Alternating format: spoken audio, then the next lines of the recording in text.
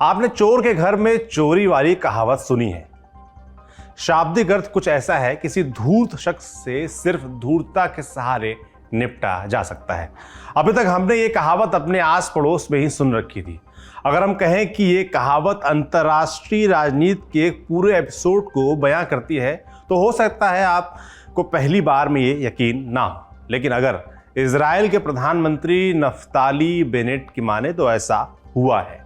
दावे के मुताबिक ईरान ने यूनाइटेड नेशंस की एटॉमिक एजेंसी IAEA के कागजात चुराए, फिर उनमें फेरबदल कर अपना दामन साफ रखने की कोशिश की। जांच से बचता रहा, लेकिन ये छलावा तभी तक चला जब तक कि ये दस्तावेज इजराइल के हाथ नहीं लग गए। 31 मई को बेनेट के ऑफिस की तरफ से एक वीडियो जारी किया गया। इसमें बेनेट ने ईरान पर झूठ बोलने का आरोप लगाया। उन्होंने अपने हाथ में ईरान से गायब किए गए दस्तावेज भी दिखाए। आज हम जानेंगे सीक्रेट फाइल्स की पूरी ये कहानी आखिर है क्या, ये फाइलें इजराइल के हाथ कैसे लग गईं और आगे क्या होने वाला है। नमस्ते, मेरा नाम है सौरभ और आप देखना शुरू कर चुके हैं लल्लन टॉप का अंतर्राष्ट्रीय प्रसंगों से जुड़ा रोजाना का कार्यक्रम दुनियादारी।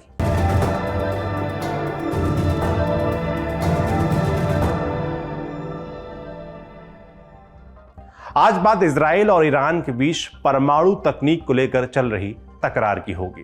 पहले बैकग्राउंड समझ लेते हैं। यह जून 2021 की बात है। इजरायली खुफिया एजेंसी मोसाद के पूर्व चीफ योसी कोहेन चैनल 12 पर इंटरव्यू दे रहे थे। कोहेन इंटरव्यू से हफ्ते भर पहले ही रिटायर हुए थे, इसलिए उनके ऊपर सीक्रेट बरकरार रखने की बाध्यता नहीं रह गई थी। कोहेन ने अपने इंटरव्यू में ईरान के न्यूक्लियर प्रोग्राम को लेकर कई खुलासे कर दिए। उससे पहले तक ऐसी बातें दबी जुबान से कही जाती थी, सूत्रों के हवाले से। कोहेन बोले, मुझे ईरान के न्यूक्लियर साइट्स के बारे में सब पता है। अगर मौका मिला तो मैं आपको नतांज न्यूक्लियर रिएक्टर के अंडरग्राउंड सेलर तक ले जा सकता हूं। नतांज रिएक्टर पर अप्रैल 2021 में साइबर अटैक हुआ था। इसमें रिएक्टर में रखे कई सेंट्रीफ्यूज तबाह हो गए थे। सेंट्रीफ्यूज का इस्तेमाल यूरेनियम को रिफाइन करने के लिए किया जाता है। यूरेनियम जितना अधिक रिफाइन होता है उसकी क्षमता उतनी ही बढ़ जाती है।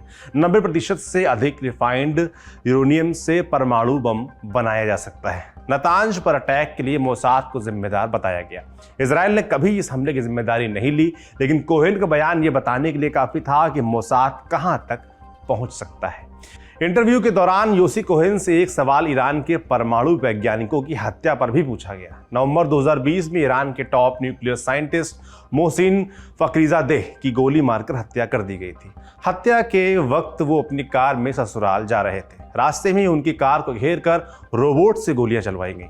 यह हत्या ईरान के लिए बहुत बड़ा सदमा थी, क्योंकि फखरीजादेह सीधे तौर पर ईरान के न्यूक्लियर प्रोग्राम से जुड़े थे। माना जा रहा था कि वो कुछ समय में ईरान के लिए परमाणु हथियार बना लेंगे। कोहेन ने फखरीजादेह की जिम्मेदारी तो नहीं ली, लेकिन इतना ज़रूर कहा कि लंबे समय से मोसाद ने उनके ऊपर नज़र रखी हुई थी। अगर कोई व्यक्ति इजरायली नागरिकों के लिए खतरा पैदा करता है तो उसका अस्तित्व मिट जाना चाहिए।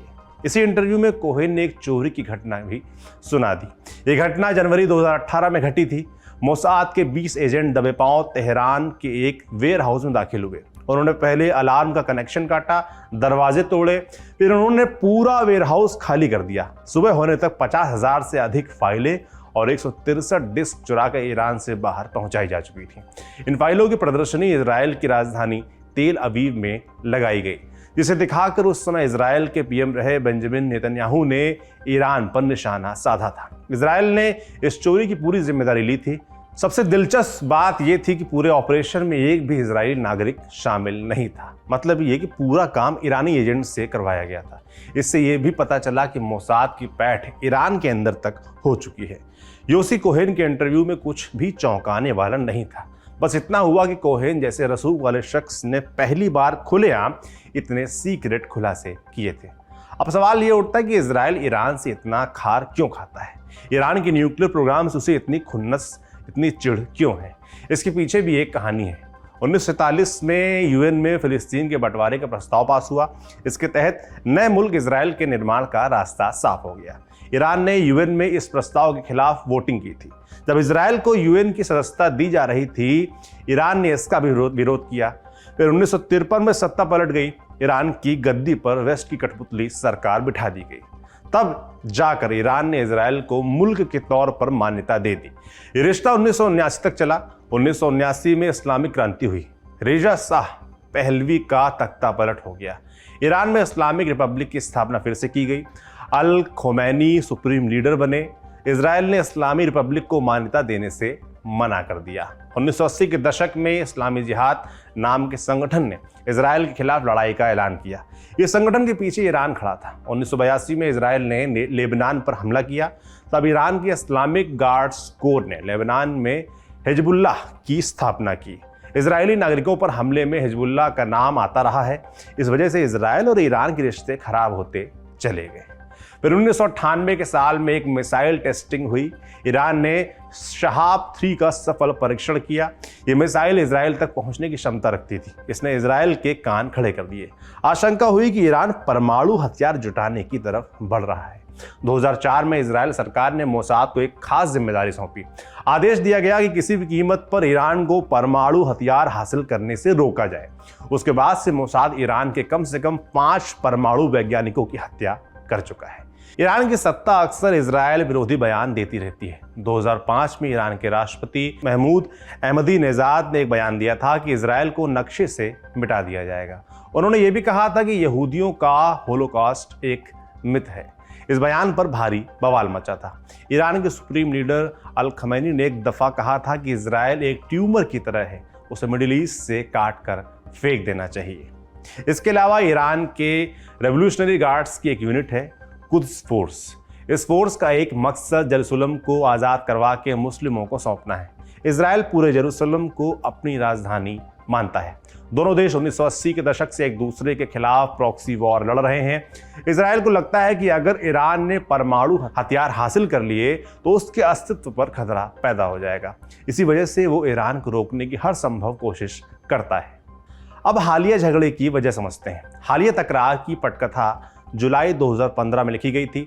उस समय ईरान और अमेरिका समेत 7 ताकतवर देशों के बीच परमाणु समझौता हुआ था। इसे joint comprehensive plan of action JCPOA के नाम से जाना जाता है। इस डील के तहत ईरान अपने न्यूक्लियर प्रोग्राम को तोड़ने के लिए राजी हो गया। उसने ये वादा भी किया कि वो अपने न्यूक्लियर रिएक्टर्स को इंस्पेक्शन के लिए खोल देगा। इसके बदले में ईरान पर लगे कुछ आर्थिक प्रतिबंध हटा दिए जाएंगे। जनवरी 2016 में इंटरनेशनल एटॉमिक एनर्जी एजेंसी ने इस बात की पुष्टि की कि ईरान ने तय शर्तों का पालन कर लिया है। इसके बाद ईरान पर लगे कई प्रतिबंध हटा लिए गए। कुछ समय तक ईरान ने खुद पर नियंत्रण भी रखा, फिर शर्तों का उल्लंघन शुरू किया। इसी को आधार बनाकर 2018 में अमेरिकी राष्ट्रपति डोनाल्ड ट्रंप ने डील छोड़ने का ऐलान कर दिया। ट्रंप ने ईरान के ऊपर कई प्रतिबंध भी लगा दिए। इजराइल ने इस फैसले का स्वागत किया। इसके बाद ईरान खुले तौर पर शर्तों से इतर जाने लगा। उसने डील में तय शर्तों को नकारना शुरू किया। ईरान लो रिफाइंड यूरेनियम का स्टॉक बढ़ाने लगा। न्यूक्लियर रिएक्टर में रिफाइनिंग की कैपेसिटी भी बढ़ा दी गई। इसके अलावा वो तय मात्रा से अधिक सेंट्रीफ्यूज का इस्तेमाल करने लगा। उसने यूरेनियम इनरिचिंग की क्षमता भी बढ़ा दी। 2015 के डील में तय हुआ था कि ईरान के पास परमाणु बम बनाने के लिए रॉ मटेरियल जुटाने में 1 साल का अंतर रखा जाएगा ताकि दुनिया को रिस्पॉन्ड करने का समय मिल सके। हालिया बदलाव के बाद यह अंतर 3 महीने का रह गया है। यानी ईरान रॉ मटेरियल जुटाकर 3 महीने में एक परमाणु बम तैयार कर सकता है। और इसी वजह से इजराइल की नजरें टेढ़ी हो रही हैं। 2022 में ईरान न्यूक्लियर डील पर दोबारा बातचीत शुरू हुई, लेकिन मार्च के बाद से बातचीत थमी हुई है। इजराइल ने साफ कर दिया है कि वो इस डील के खिलाफ है। उसने कहा है कि वो इस डील को सफल नहीं होने देगा। आज हम ये कहानी आखिर सुना क्यों रहे हैं? दरअसल इजरायली पीएम नफ्ताली बेनेट ने दावा किया है कि ईरान प्रतिबंधित न्यूक्लियर एक्टिविटी को अंजाम दे रहा है। वो पूरी दुनिया को झूठी कहानी बताकर अपना काम चला रहा है। उन्होंने सबूत के तौर पर कुछ कागज भी दिखाए हैं। कहा कि ये फारसी भाषा में लिखा है।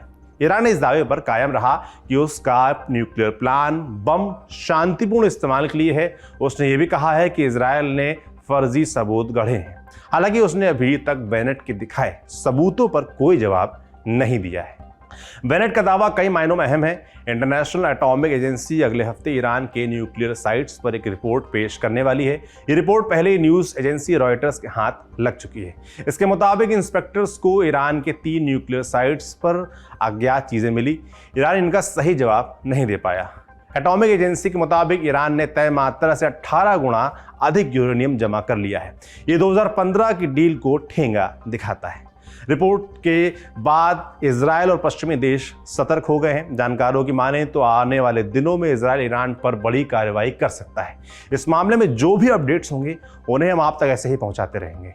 ये था हमारा बड़ी खबर सेगमेंट। अब सुर्खियों की बारी। पहली सुर्खी यूनाइटेड किंगडम से है।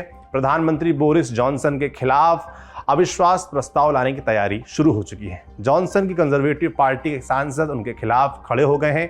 गार्डियन की रिपोर्ट के अनुसार 44 सांसदों ने जॉनसन की योग्यता पर सवाल खड़े किए हैं, जबकि 18 सांसदों ने 1922 कमेटी को चिट्ठी लिखकर अविश्वास प्रस्ताव लाने की मांग की है। ये कमेटी क्या है? ये कंजर्वेटिव पार्टी की एक इंटरनल संस्था है। ये हर महीने पार्टी के मुखिया के साथ बैठक करती है। बैठक में पार्टी के अंदर चल रही एक्टिविटी पर रिपोर्ट पेश की जाती है।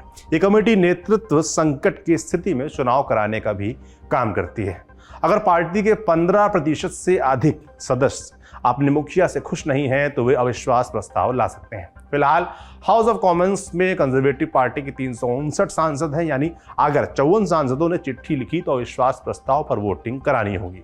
वोटिंग में अगर 50% से अधिक सांसदों ने खिलाफ में वोट डाला तो जॉनसन को पद से हटा दिया जाएगा। अभी वोटिंग के लिए तय आंकड़ा पूरा हुआ है या नहीं, इसकी जानकारी बाहर नहीं आई है, लेकिन इतना जरूर पता चला है कि जॉनसन की रेटिंग अपने न्यूनतम स्तर पर पहुंच गई है। हालिया बवाल पार्टी गेट कांड में स्यू ग्रे की रिपोर्ट आने के बाद मचा है। ग्रे ने अपनी रिपोर्ट में सरकार और सिविल ऑफिसर्स की जिम्मेदारी तय की थी। जॉनसन ने माफी मांगने के अलावा कुछ भी नहीं किया है। उन्होंने इस्तीफा देने से भी साफ मना कर दिया है। हालांकि उनका बचा कार्यकाल पार्टी के अंदर उनकी बची साख पर निर्भर है। पार्टी गेट कांड के बारे में विस्तार से जानने के लिए दुनियादारी के पुराने एपिसोड्स आप देख सकते हैं। वीडियो का लिंक डिस्क्रिप्शन में मिल जाएगा। दूसरी सुर्खी श्रीलंका से है। कई अपडेट्स हैं, एक एक करके जान लेते हैं। श्रीलंका का आर्थिक संकट लगातार विकराल हो रहा है। प्रधानमंत्री रानिल विक्रमसिंघे ने चेताया कि अगस्त तक देश में अनाज की भारी कमी हो जाएगी। Sri Lanka south Asian food bank से मदद के लिए भी आवेदन कर रहा है। ये फूड बैंक दक्षिण एशियाई देशों के संगठन सार्क की इकाई है। इसमें सदस्य देश तय मात्रा में गेहूं या चावल जमा करते हैं। जरूरत पड़ने पर इस स्टॉक का इस्तेमाल किया जाता है। इन सबके बीच श्रीलंका के कृषि मंत्री महिंदा अमरवीरा ने किसानों से खेतों में लौटने की अपील की है। उन्होंने धान की खेती शुरू करने के लिए कहा है। अगली अपडेट टैक्स से जुड़ी है। 31 मई को सरकार ने वैल्यू एडेड टैक्स वैट 8 से बढ़ाकर 12% कर दिया है। रिपोर्ट्स के मुताबिक इस फैसले से सरकारी खजाने को लगभग 1,500 करोड़ रुपए का फायदा होगा। सरकार अक्टूबर से कॉर्पोरेट टैक्स में भी बढ़ोतरी करने वाली है। 2019 में राजपक्षे सरकार ने टैक्स में भारी कटौती की थी। उन्होंने वैट, इनकम टैक्स और कॉर्पोरेट टैक्स हटा दिया था, जिसके चलते सरकारी खजाने को हर साल लगभग 15,000 करोड़ रुपए का नुकसान हुआ। आगे चलकर कोरोना महामारी ने रही सही कसर पूरी कर दी। सरकार की आमदनी खत्म हो गई। विदेशी मुद्रा भंडार लगातार घटता गया। अंत में श्रीलंका को डिफॉल्टर घोषित करना पड़ा। इसी आर्थिक संकट की वजह से प्रधानमंत्री महिंदा राजपक्षे को इस्तीफा भी देना पड़ा। अगली खबर राष्ट्रपति गोटाबाया राजपक्षे से जुड़ी है। सुप्रीम कोर्ट ने राजपक्षे परिवार के करीबी और पूर्व सांसद दमिंडा सिल्वा को गिरफ्तार करने का आदेश दिया है। सिल्वा पर 2011 में एक विरोधी नेता की हत्या का आरोप था। सुनवाई के बाद उसे दोषी पाया गया। अदालत ने मौत की सजा सुनाई, लेकिन जून 2021 में राष्ट्रपति गोटाबाया राजपक्षे ने सिल्वा को क्षमादान दे दिया था। फिर उसे जेल से रिहा कर दिया गया। रिहाई के बाद सिल्वा को नेशनल हाउसिंग डेवलपमेंट अथॉरिटी का चेयरमैन बना दिया गया। गोटाबाया के इस फैसले की खूब आलोचना भी हुई, लेकिन उन्होंने इस तरफ कोई ध्यान ही नहीं दिया। अब सुप्रीम कोर्ट ने राष्ट्रपति का फैसला पलटकर इतिहास रच दिया है। अगली सुनवाई के लिए 1 सितंबर की तारीख तय की गई है। हालांकि कोर्ट ने कहा कि उससे पहले सिल्वा को अरेस्ट कर जेल में बंद किया जाए। श्रीलंका के संविधान ने राष्ट्रपति को किसी भी गुनाह के दोषी व्यक्ति को माफी देने का अधिकार दिया है, जबकि सुप्रीम कोर्ट को राष्ट्रपति के किसी फैसले की समीक्षा करने का अधिकार मिला हुआ है। इसी आधार पर सिल्वा को दोबारा सलाखों के पीछे भेजा जा रहा है। आज की तीसरी और अंतिम सुर्खी चीन से है। चीन से 2 अपडेट्स हैं। पहली खबर ताइवान से जुड़ी है। चीन ने एक बार फिर से ताइवान की हवाई सीमा में अपने फाइटर जेट्स उड़ाए। जवाबी कार्रवाई करते हुए ताइवान ने अपनी वायुसेना और एयर डिफेंस मिसाइल सिस्टम को तैनात कर दिया। 2022 में ताइवान की हवाई सीमा में चीन की ये दूसरी सबसे बड़ी घुसपैठ थी। इससे पहले जनवरी में उसने अपने 39 फाइटर जेट्स भेजे थे। 31 मई को चीनी सेना ने ताइवान के इर्द गिर्द मिलिट्री ड्रिल करने का भी दावा किया। बयान आया कि अमेरिका की बढ़ती दखलंदाजी के लिए यह ड्रिल बेहद जरूरी थी। हाल ही में अमेरिका के राष्ट्रपति जो बाइडेन ने चीन को चेतावनी दी। उन्होंने कहा था कि अगर चीन ने ताइवान पर हमला किया तो अमेरिका अपनी सेना उतार देगा। अमेरिका और ताइवान के बीच कोई आधिकारिक संबंध नहीं है, फिर भी अमेरिका ताइवान का सबसे बड़ा सपोर्टर और हथियारों का सप्लायर है। चीन ताइवान को अपना हिस्सा मानता है। चीन किसी भी तरह के बाहरी हस्तक्षेप के खिलाफ है, इसलिए वो बार बार अमेरिका को चेतावनी देता रहता है। चीन से दूसरी अपडेट का संबंध कोरोना से है। 65 दिनों के बाद शंघाई में कोरोना लॉकडाउन में ढील दी गई है। शंघाई को चीन की आर्थिक राजधानी के तौर पर देखा जाता है। 2.5 करोड़ की आबादी वाला यह शहर चीन में कोरोना की दूसरी लहर का केंद्र बना था, जिसके बाद पूरे शहर पर ताला लगा दिया गया था। ढील के बावजूद अभी भी 6.5 लाख लोगों पर पाबंदी रहेगी। चीन ने जीरो कोविड पॉलिसी में कोई ढील नहीं दी है। कोरोना से संक्रमित लोगों और उनके करीबियों को क्वारंटीन सेंटर या अस्पताल जाना होगा। साथ ही संबंधित इलाके को पूरी तरह सील भी किया जाएगा। आम लोगों के लिए भी कुछ नियम तय किए गए हैं। मसलन घर से बाहर निकलने के लिए ग्रीन हेल्थ कोड दिखाना होगा। पब्लिक ट्रांसपोर्ट, बैंक या मॉल जाने के लिए अधिकतम 72 घंटे पुरानी PCR टेस्ट रिपोर्ट दिखानी होगी। इसके अलावा दूसरे शहर से लौटने वालों को 7 से 14 दिनों तक क्वारंटीन में रहना होगा। इन नियमों के बावजूद शंघाई में चहल पहल लौट रही है। अप्रैल में सरकार ने 9 दिनों के लिए लॉकडाउन लगाया था। इसे लगातार बढ़ाया जाता रहा। अंततः 65 दिनों के बाद ये सिलसिला रुका है। दुनियादारी में सुर्खियां यहीं तक। अब विश्व कविता की बारी। आज हम आपके लिए अंग्रेजी भाषा के कवि रॉबर्ट फ्रॉस्ट की कविता लेकर आए हैं। शीर्षक है विनाश। इसका अंग्रेजी से हिंदी में अनुवाद किया है कुमार मुकुल ने। सुनिए। कुछ कहते हैं दुनिया आग में खत्म होगी, कुछ कहते हैं बर्फ में। मैंने क्या इच्छा का स्वाद चखा है। मैं उनके साथ हूं जो आग के पक्ष में है। पर अगर ये विनाश दोबारा होना हो, मैं सोचता हूं मुझे नफरत का पर्याप्त पता है। इसलिए कहता हूं कि बर्बादी के लिए बर्फ भी पर्याप्त और भयावह होगी। आज का दुनियादारी यहीं पर समाप्त होता है। कल फिर मुलाकात होगी। इसी उम्मीद के साथ विदा लेता हूं। शुक्रिया। शुभ रात्रि।